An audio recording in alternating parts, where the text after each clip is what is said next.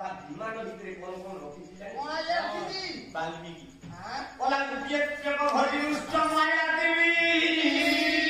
ଲକ୍ଷ୍ମୀ ପୁରୁଷାର୍ଥ ଦେଖଲା ବିଲୋକ୍ୟ ବଳି ତା ଯୁଦ୍ଧେ ସତ୍ୟ ସୀତାମରା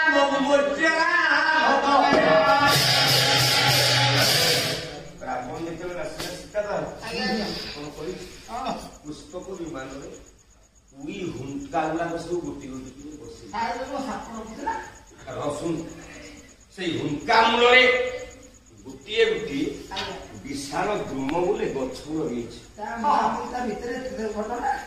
ସେଇ ବିମାନ ଭିତରେ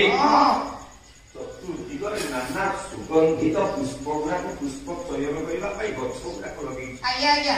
ଯେମିତି ପ୍ରାକୃତିକ ସୌନ୍ଦର୍ଯ୍ୟରେ ଟିକିଏ ବି ଅବଲୋକନରେ ଭ୍ରମ ସୃଷ୍ଟି ନ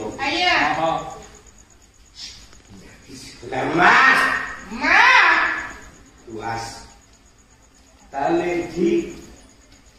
ଆପଣ ମାନଙ୍କର ସୀତାଙ୍କର